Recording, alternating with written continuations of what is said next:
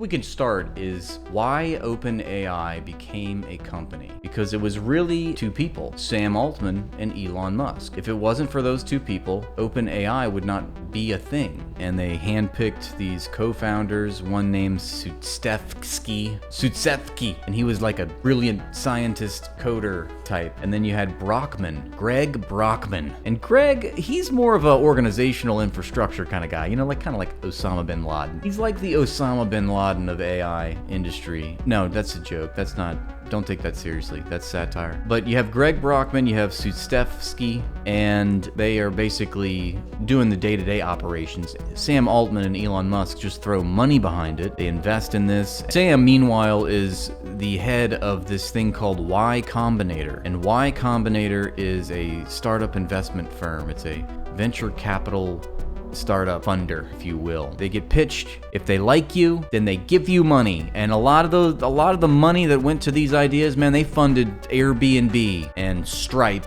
and other too that ended up like going mainstream and making a lot of money. So Y Combinator becomes like this hot item. Like if you can get, you know, funding from Y Combinator, then you are top shit.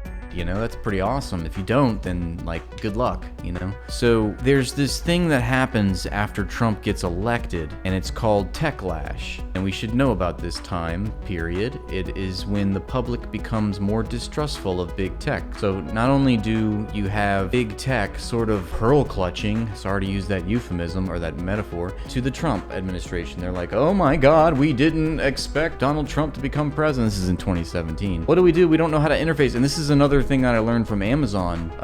Internally, they shit themselves when Donald Trump got elected because they were full on Hillary Clinton, and they did not have a contingency plan when Trump got elected. They didn't know how they were gonna. They didn't game it out, you know, and they had all these new players to interface with when they had prepped for all these other players to interface with. And as you know, in the political economy of capitalism, it's very, very much incumbent, required that big transnational monopolistic organizations called private corporations must pay lip service to the government, must be intimately involved in what the policy formation is in the U.S. political establishment.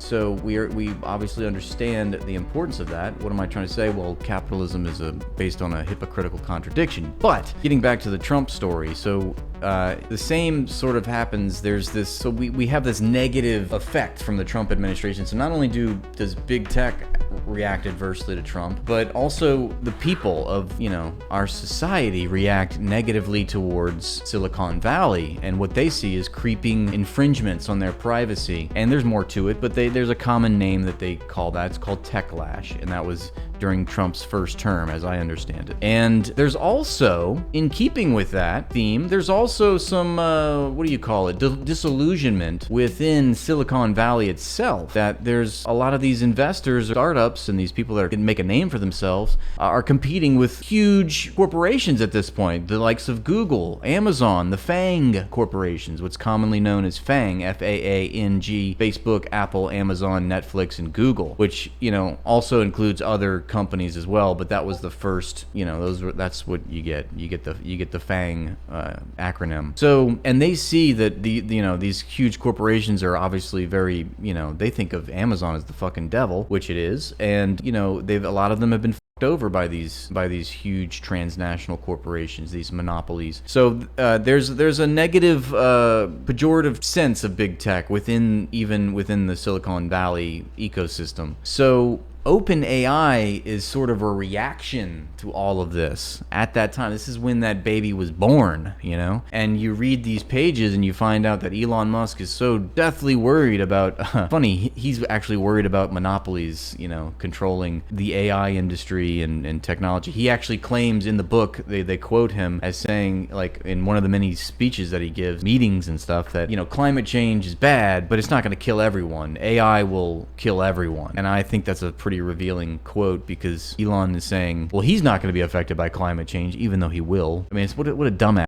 Like, of course he's gonna be affected, but it'll affect him. He might escape it actually, but it always affects the poor first, and that's certainly true of places that are denied secure infrastructure to deal with climate change. Those poor neighborhoods and communities are going to be hit first. So what does he care? Whereas AI is just like, I mean, it's a self-fulfilling sort of prophecy. He's like, that's, where his mind goes. So of course he wants to, got to create some lie to justify why he would be so vehement about going after AI and making sure that he's in charge. Because he's fearful of other elements being too powerful, and one of those elements is a guy named Demis Hassabis, who is the CEO. He's the head of the AI division for Google, and he's not the CEO of Google, but he's the head of the AI department, the AI division, and they developed this thing called DeepMind. And this thing is scary to Elon Musk because Elon Musk thinks Demis Hassabis is an evil dude, sort of. And so there's a scramble, and they're like, we gotta create,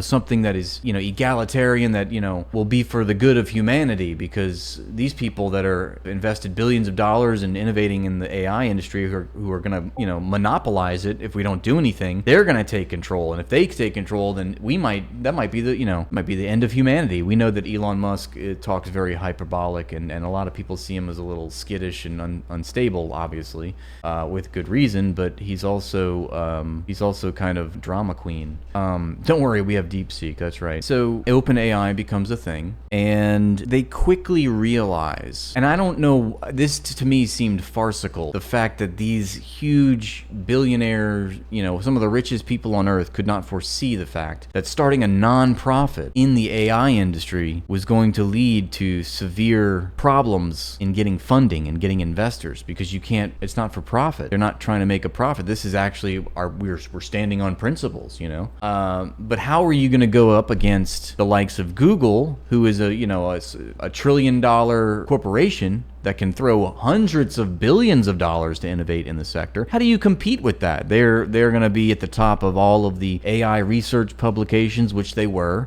They were going to be innovating in the sector. And this is so stupid, but what was considered an innovation was being able to train an AI robot to outsmart an actual human being in a game. And I don't know the names of these games, but there were some popular strategic games that online streamers play, and it's a thing. And so you want to get some publicity for what you're doing, make sure that you get more funding, generate some headlines. So they trained a robot to just defeat, a professional blah blah blah player, and it won. And Elon is over in his corner just gasping for air. He's hyperventilating how bad it's going to be. I mean, I can't believe DeepMind has already look at what they're doing. This spells doom for AI. It's always couched in this apocalyptic language. And I'm not saying that he doesn't have within reason to suspect that big tech would do bad things. I think that, of course, and there's a whole ideology just based on that, and how to make sure that ethics of how AI is being used, is in accordance with, morality and,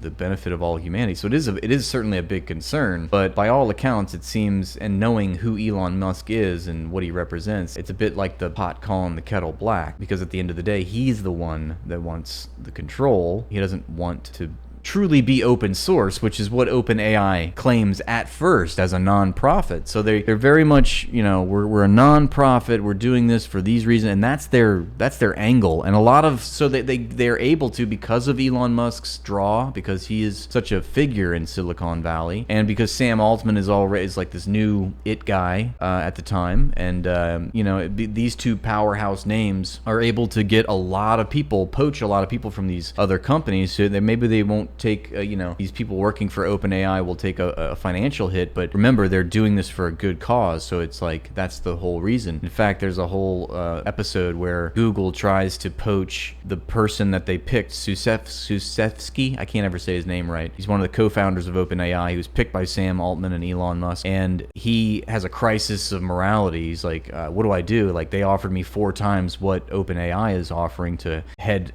their AI division, and then he also ultimately decides I should go with OpenAI because the fact that they're even being able to offer me this much money is reason for us to do what we're doing. You know, they're trying to buy off everyone because they have the crazy amount of resources, and they're going to have all the control. So I'll take the pay cut, says Sustevsky, and he goes with OpenAI.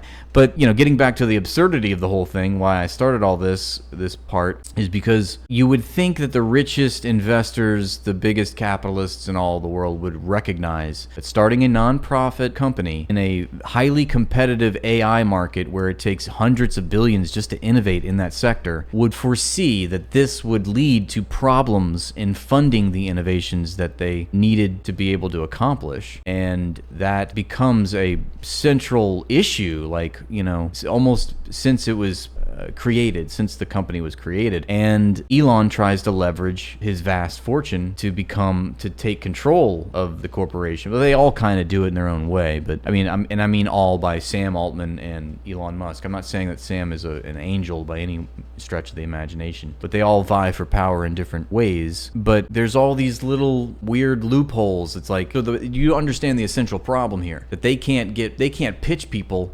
They can't pitch investors who have the money that they need on returning of investment. They're not going to return a profit off it if they're a non-profit. It's just going to be money that you sink in and you hope that, you know, something happens. But it's so they have to pivot because Google's outshining them. We've already established that, right? They're way behind and they're underfunded. It's like David versus Goliath, you know. So they pivot and they decide, okay, well we'll make it a for-profit corporation and we'll get either Sam or Elon to be the CEO. And then there's this power struggle that ensues between Sam and Elon, and it's up to Sustevsky and Brockman to decide which one they want as the CEO of the company now that they're making this change. And ultimately, I think Elon overplays his hand and he loses because he tries to attach OpenAI as a division of Tesla so that they can now have access to Tesla funding, and then they could focus, OpenAI would then focus on this thing called automatic pilot, which is what Tesla was trying to develop as part of their AI in their cars. Autopilot, you know, self-driving, obviously. But Sustevsky and Brockman are very much suspicious of Elon's intentions. Like, why does he care? Why is it so important for him to be, it's all or nothing? Like, he needs to be the CEO or he walks away. Like, because remember, going back to the egalitarian principles this whole company was founded on in their charter, you know, this goes against, you know, his power-hungry grab here is going against what the company stands for. So they're suspicious of him, but they're also suspicious of Sam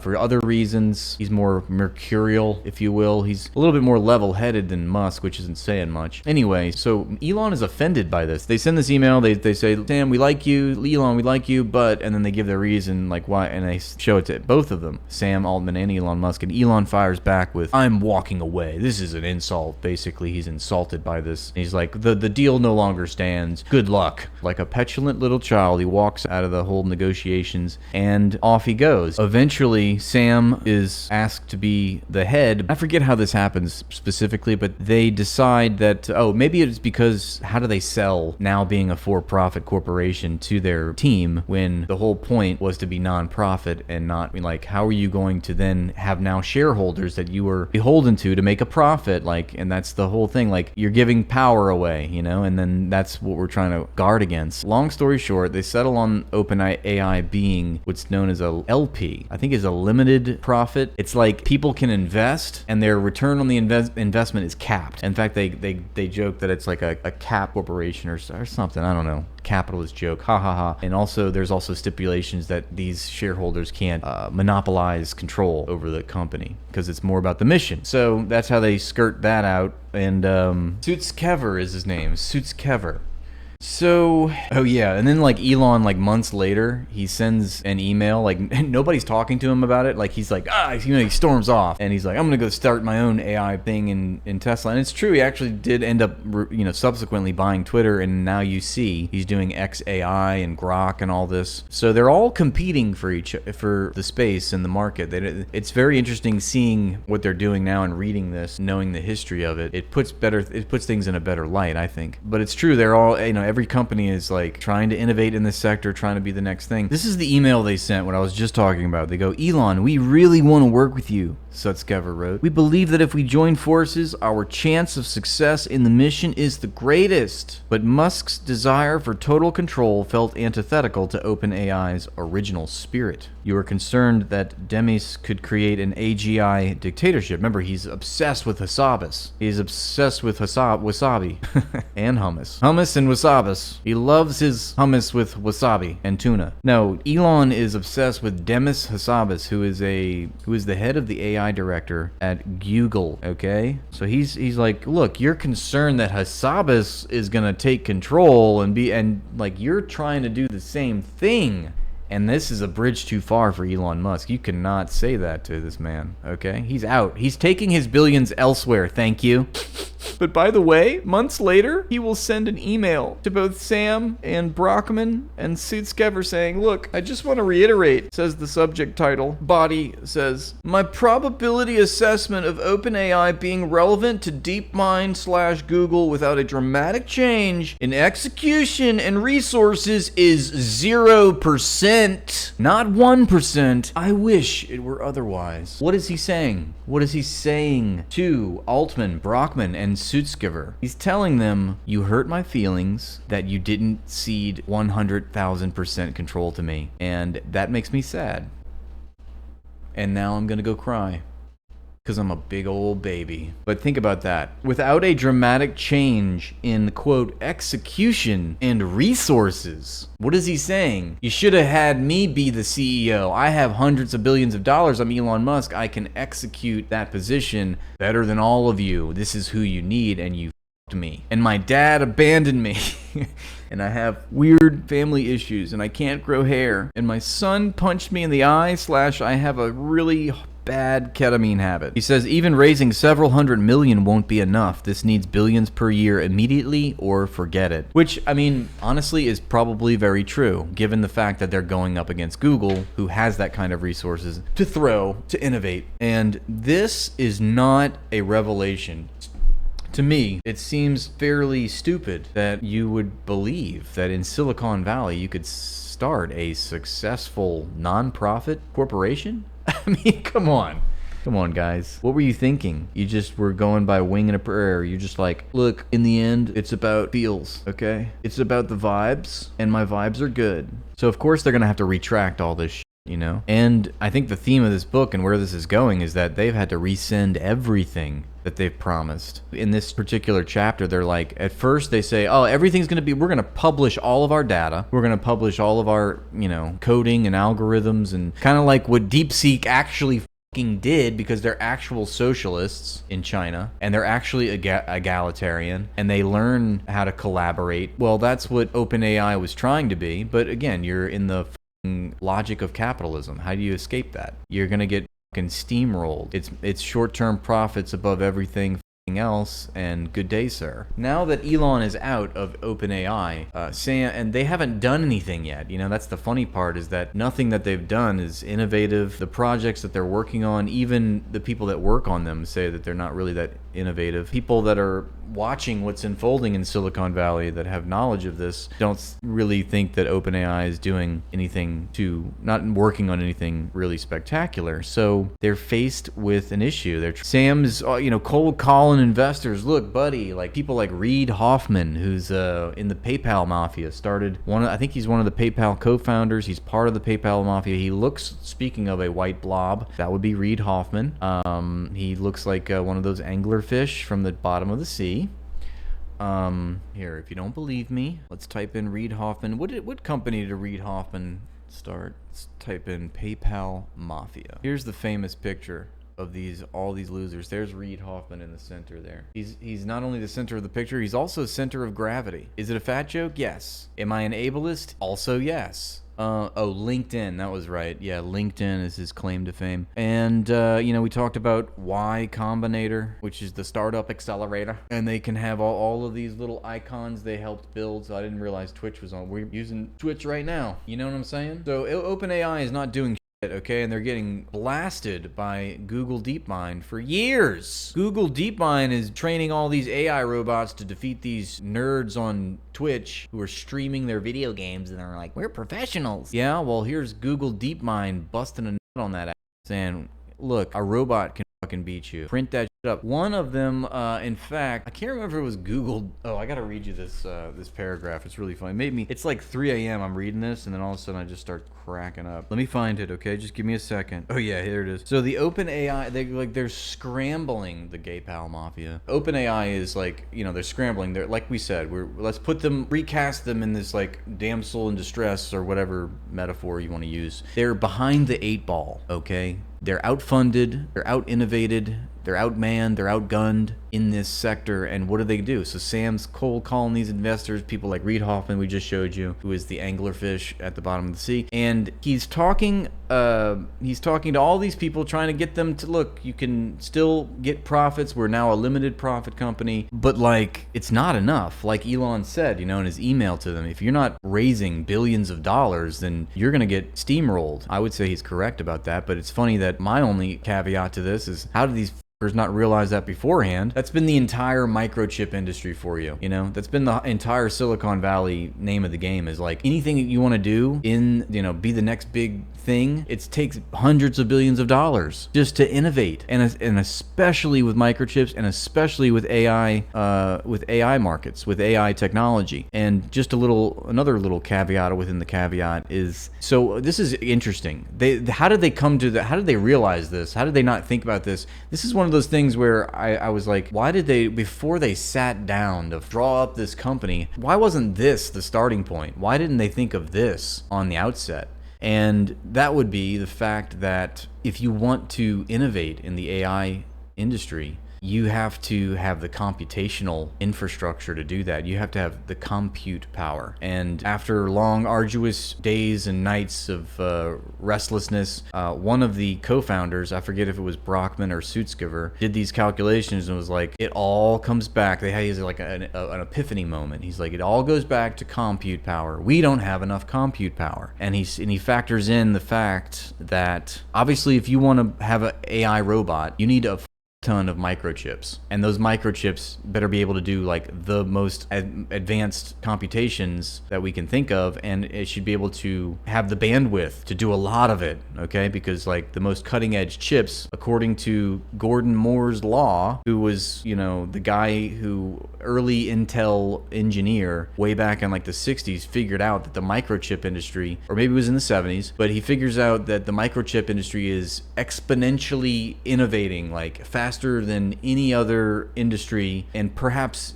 any other innovation that has ever happened before in the history of humanity. It's going so fast that basically what it boils down to, he figured out that the size of the transistors on this microchip were getting infinitely smaller every year. The advancements in technology could double the computational power of microchips every 2 years. So every 2 years, a new microchip is coming along that puts to shame the previous version. And the whole point is to try to get as many transistors as you possibly can onto one chip, one piece of silicon. And the transistors are able to get smaller and smaller and require less energy to do so, which makes it more efficient. The fact that it can handle all these ones and zeros and computations, but with very minimal electricity, makes it efficient.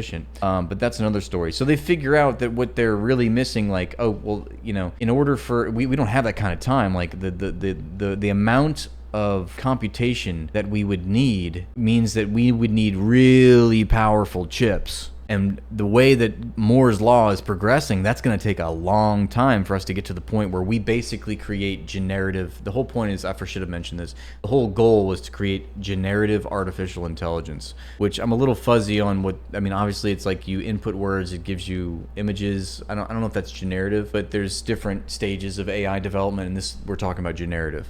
And it's basically, trying to create an artificial brain. You need a ton of microchips, and they have to do a lot of computation.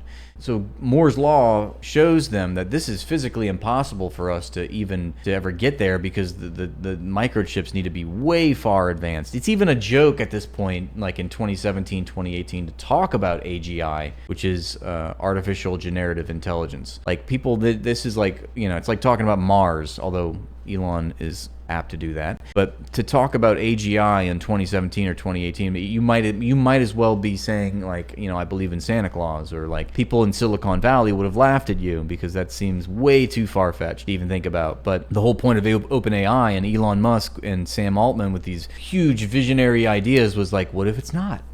Yes, it seems like it's a far away, but what if it's not? And then what if we get left in the dust? Well, we better do something now. So it becomes this self-fulfilling prophecy. You think that there's this thing that's, but so you want to get there first, but you don't know if that's true. If it might very well that it could take a lot of time, but you're forcing it. It becomes a catch-22, if you will. So that's what they do. They operate on that sort of assumption, and they're really, I see it as like just being psychophantically obsessed with the AI race. These are billionaire investors that want more. They're power hungry. They need to be the top at every food chain. So I see it more as a extension of their ego, but that's another conversation altogether. The point I'm trying to make is that they realize that this is interesting. They figure out, well, Moore's law applies to microchips, but let's try to plot our own evolution in innovation within the AI industry itself and see how fast is the innovation happening. And they calculated along an x-axis, meaning time, that as they plotted like when this AI innovation happened this year, and it's like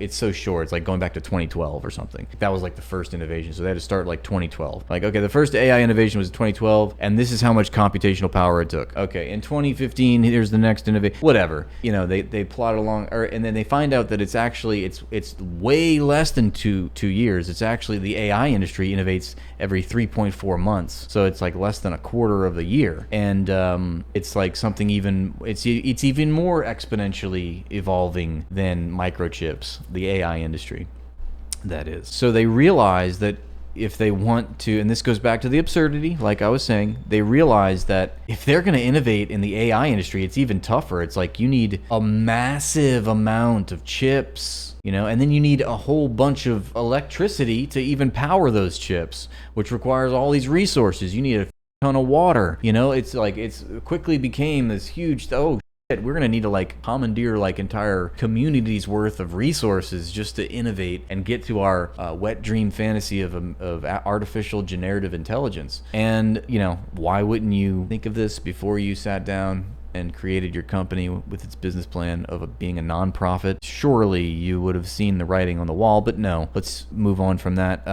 I think I've established that lunacy. Just to give you an example, by the way, NVIDIA is the company in this world today that makes the best GPU, which are graphics cards, microchips that are capable of producing images and video and handling a bunch of different tasks at once, simultaneous. And there's virtually one company that has a monopoly on that, and that's NVIDIA. And just to have in 2025, if you wanted to buy the best microchip the best GPUs on the market by NVIDIA, you wanted to have your own little custom little hub of GPUs, it would cost something around $200,000 for 8 of them. So that shows you, like, if you want to do what OpenAI was trying to do at this time, you would need, thousands, if not tens of thousands of those GPUs. So it very quickly, and then you need all the electricity and the infrastructure to run these GPUs. So it very quickly becomes hundreds of millions to billions of dollars when it's all said and done. So there's this mad scramble, as I've been trying to articulate to you now. After Elon leaves the company, Sam is behind the 8 ball. He's got to secure funding. He's got to secure investing. It's like now they really understand what's at stake. They have to get the hundreds of billions of dollars in funding. And so who do you turn to in those situations? You've got 2 options. You can look to the government, or you can look to big tech. And neither of those seem very, reasonable or satiable, I guess, because remember, given the climate of the fact that they were trying to not love Big Brother, they were trying to reject companies like the FANG corporations, companies like Microsoft, the Goliaths of industry that were already monopolizing everything. They were trying to egalitarianistically fight against that. So, but it's either that or you ask the government, or you get government contracts and stuff like this. But ultimately what happens is Sam pitches Nadal, the guy that heads Microsoft. He's the CEO of Microsoft. And Nadal goes back to his team, among of which is Bill Gates, among whom is Bill Gates. And they are deciding whether or not to invest in OpenAI. I'm not sure what the terms of the agreement for that deal, which was ultimately struck between Microsoft and OpenAI, because I think, according to OpenAI's charter, it has to retain some, it being a limited profitable company, they still have some autonomy, and they're not just giving way to their largest investors, as from what I understand it, but I could be wrong. For Microsoft, I think they invest $100 billion. They invest $100 billion, and Microsoft also provided the computational infrastructure for OpenAI to innovate in this sector. But Bill Gates, around this time, he's not impressed. Like I said, Nadal, the CEO of Microsoft, he brings it back to his team. They discuss it. A lot of them, two out of three of them are on board. Bill Gates is the lone holdout. He's not sold on what they're doing. He doesn't think it's very innovative, and he largely is correct, because this is also a sentiment that's shared by other people as well about what OpenAI is up to. And I'm not going into the details of like what they were up to, but it wasn't like anything that was sexy, I guess, enough for Bill Gates, And Bill Gates, obviously likes young, sexy things, a la Jeffrey Epstein.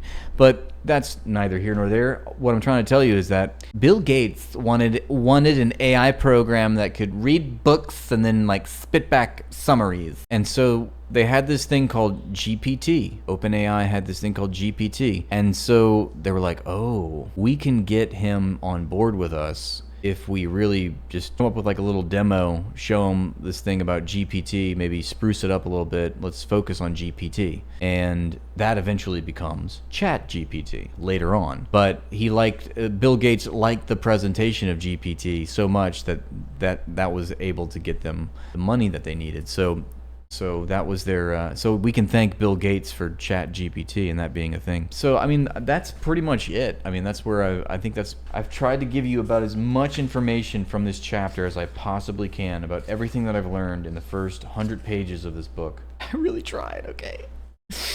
I really tried. Did you like it?